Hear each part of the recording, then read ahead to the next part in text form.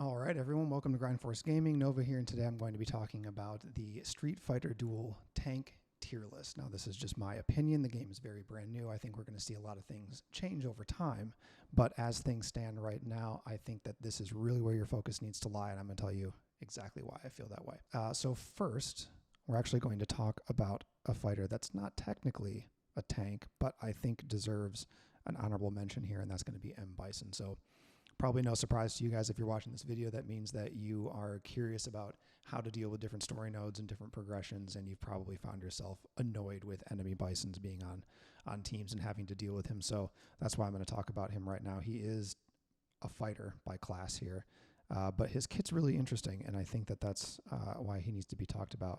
I'm playing on my phone as we speak here, and that's going to be the screen recording you guys are seeing. So if I am looking down, it's because I'm just looking through the game to click through. Let's talk about his super first. His super is AoE, and it adds weaken. You know, not so bad. It's got some decent stats on it. Not why we're using him. There are better supers in the game. Slot number 1 is single target. And the way that it reads to me is kind of interesting. Based on the percentage of damage that he's dealing to the enemy team, he's actually regaining a percentage of health. Also, I don't think that he's gaining like a total health, like an actual increase to his total health. I think it's just healing.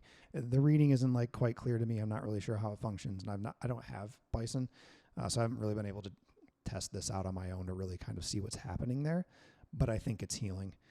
His passive is definitely why we want to have him on the field. So if you do have Bison, I recommend having him in your lineup, but I don't necessarily think I would recommend having him like as your tank. You can for sure, but I would definitely bring in another tank to be in front of him, allow him to sit behind that, and just make sure you can continue to get his skills to cycle.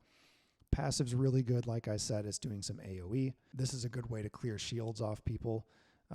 Like with the crazy potato X skill that I don't know if you guys have it or not, or the X move rather, it adds a shield as the fight progresses. So he can easily clear that. There's also the Fighting Soul passive that allows for shielding at the very beginning of the game. If you get a quick AoE proc from him, you can clear those early game shields off. It's got some self-heal. It also has additional AoE proc. It's good. It's a really, really great passive. And then his final skill, which is going to be third slot, is one that I really enjoy using as well. It has the ability to push the enemy team back. It gives you some good CC. And on top of that, the damage isn't so bad. So if you do have fighters like Chun-Li in the enemy lineup that are doing AoE damage, but it's like situational, it's very like spatially based, it's not guaranteed full AoE, using Bison in that circumstance is good because you can keep the enemy team back, and then you can hopefully stop that Chun-Li from dealing AoE to your entire line if you're getting like pushed too much, if the pressure is too high. Okay, so let's get into the actual tanks themselves. I'm not going to talk about all of them because there's too many to talk about, so I'm going to talk about who I think are the top 3 most noteworthy. And the first one we're going to start with is going to be Makoto. He is a tank by class, so he settles very well into this role. His super is AoE, deals decent damage, and it gains Chi Focus, which increases his damage and has the ability to scale, which is really cool. That's Chi Focus. Okay? He has another form of Chi we'll talk about in a second. As a tank, you must have scaling, so this is really important with him. Not the attack so much, but it is kind of nice. He is a tank that does deal good damage, which is really helpful, but not necessarily something that's needed. It's just a nice little addition to it. But anyway, with scaling in this way, this is great. You have to scale in this game. You have to scale all the time with as many of your fighters as you possibly can. Slot 1 is single target, and it either self-buffs or it actually has the ability to debuff the enemy based on it, whether you're using your Chi Focus or Chi Flow. Okay, so we're going to get Chi Flow from just receiving hits, and that's his passive. So anytime you get hit by an enemy, you are going to gain that, and you are going to increase your defense. This is incredible scaling. His final skill, which is going to be in slot 2, is definitely the money skill, in my opinion. This has a AoE attack that has a 20% chance to stun for 3 seconds. So you're getting really good control, you're getting AoE damage, and you also have the ability to stun them. This gives your backline an amazing opportunity to deal a ton of damage while ensuring that they're not going to run into the issue of actually getting hit during this time frame. It's an incredible control skill, and definitely why I think in my opinion, he might be like, as like an all-rounder tank, he might be the best. It's very possible he's the best at this point in time. It is very situational, and we'll see that with the next tank that we are going to talk about here. Situationally, I would say that E Honda might be one of the best tanks in the game.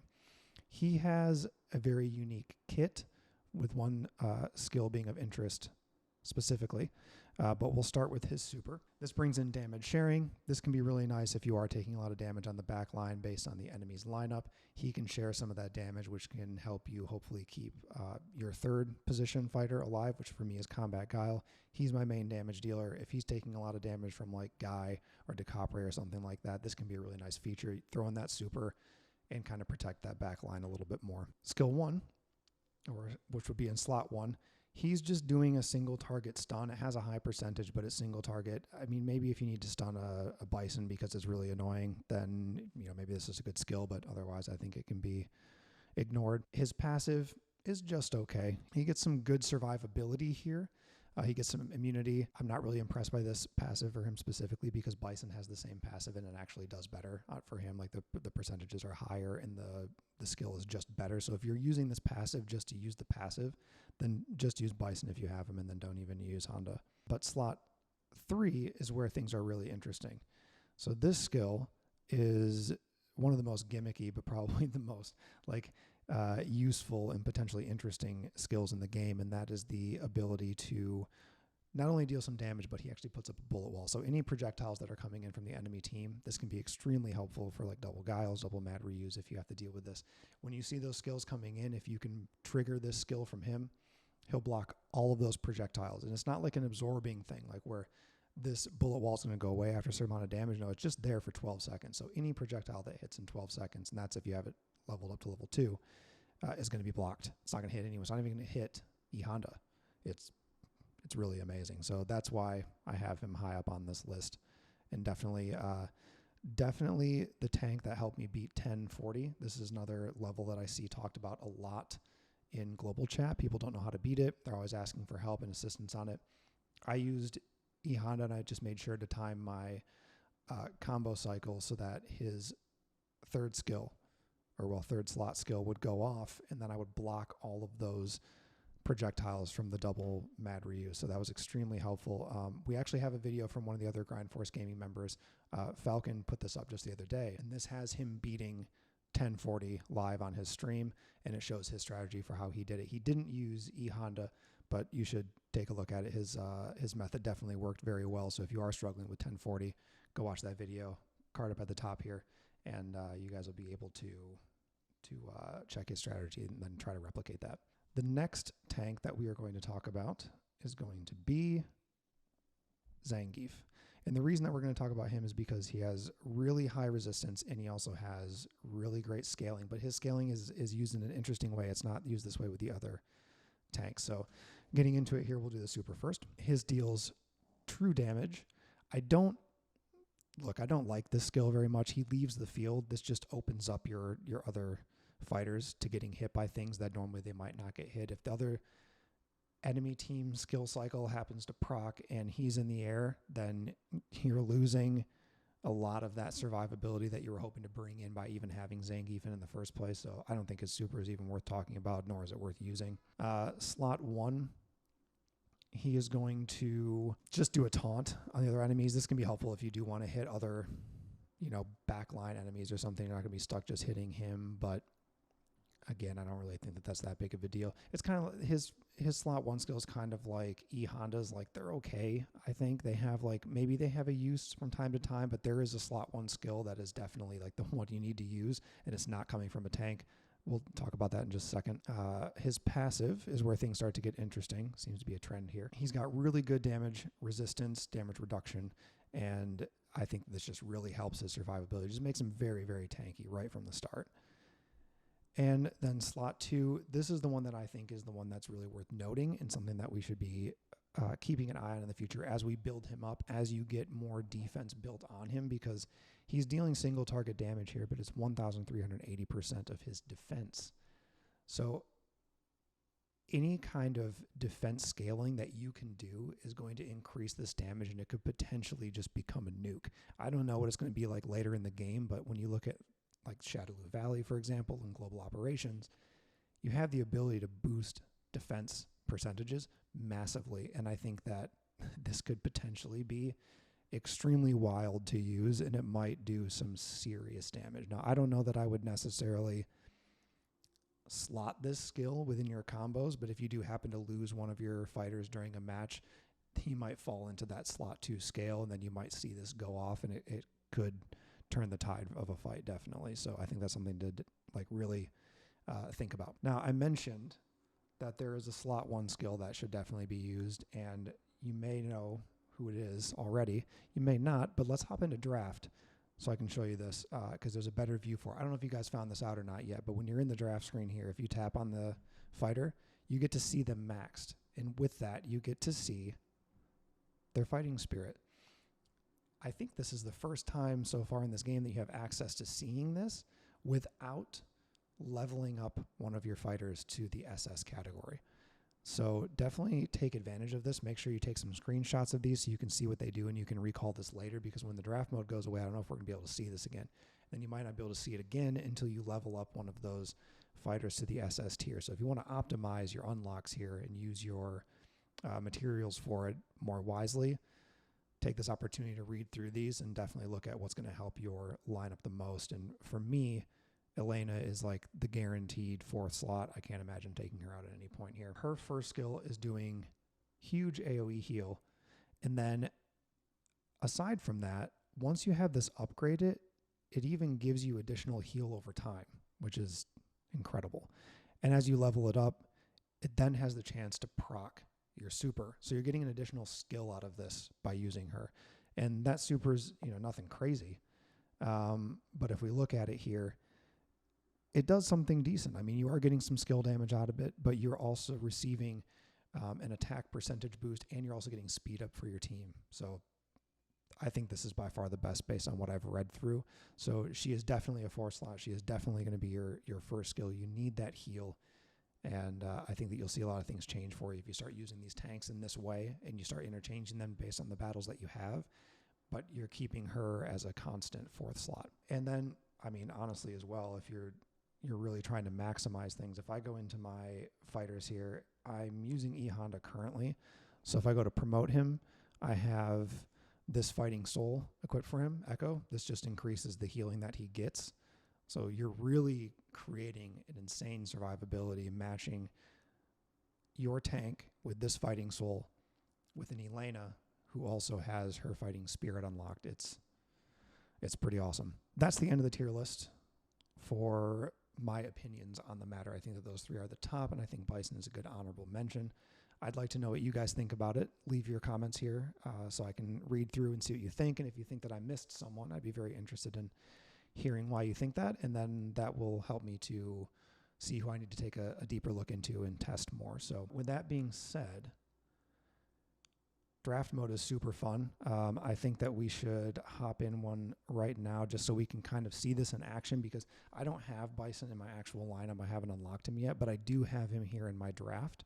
So I've done some battles recently, and obviously I don't win them all, but I think if we go ahead and watch this one, I have Zangief in point position, then I have Bison, and then I have Combat Guile, and then I have Elena.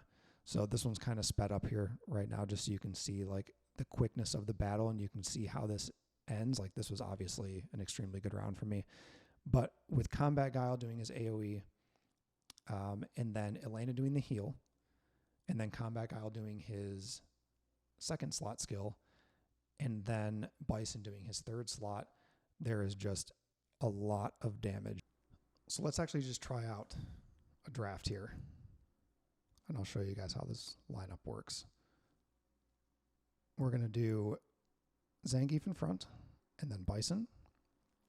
There are a few matchups that do beat this, but I think overall it holds pretty well. I do win far more often than I lose, but this is just based on the draft that I got. It's pretty good. There are other ones that counter this. Like I think that the matchup that we have here might be a decent counter. If he has Rose, it might be kind of tough. Okay, he doesn't have Rose, so we'll see. As long as I can keep my Combat Guile alive, I think we should be fine. So I've got Combat Guile's super, Elena's heal, Combat Guile's AoE, and then we're running the AoE for Bison in the back line. So I am going to take quite a bit of damage here on my Zangief right away, which is crazy. He's still alive, though. He holds up pretty well. We're going to get Elena's heal off here. Crazy Potato's going to come in, and hopefully we can turn this around. But they took out Zangief already. He had a really quick speed there, really high proc rate. And sometimes with this, it is just down to whether or not you are getting your crits to land or not. There is a decent amount of RNG involved in this game mode, which just keeps it interesting. But you never know. This is a lineup that seems to hold pretty true. You're not really seeing the Zangief get some justice here. He absolutely got destroyed in the beginning of this, but it holds well, and I think that kind of is testament to what I was saying before, because Bison can hold the line as a tank, but it's a good thing that we had Zangief there in the beginning to soak up all of that. He's not doing any skills anyway. I don't have him in the skill lineup, so it's not like I'm losing much. I was just able to soak up a ton of that initial damage, because imagine if they'd taken out Bison in the beginning, then that would have been a loss for sure. So pretty solid matchup. Definitely a good win there. So yeah, this concludes the video. Thank you for watching and for hanging out today. If you want to see me talk about more topics like this or do some more Street Fighter Duel videos, definitely let me know. Drop some comments in the comment section below. Let me know things you'd like us to talk about. We do plan on covering more games like this. The other members of Grind Force Gaming are already doing so, and we look forward to sharing more about it as the time goes on. If you do have any questions about Awakening Heroes, make sure you hit the video here on the bottom left of the screen. This is going to be Falcon showing you exactly how the Awakening works, and it's just a great opening and great tutorial video for you if you're just starting to play the game, so you can learn how to maximize the ability to tier up those fighters and make them stronger. That being said, keep up the grind, guys, and I'll check in with you guys later once we have our next videos. Cheers.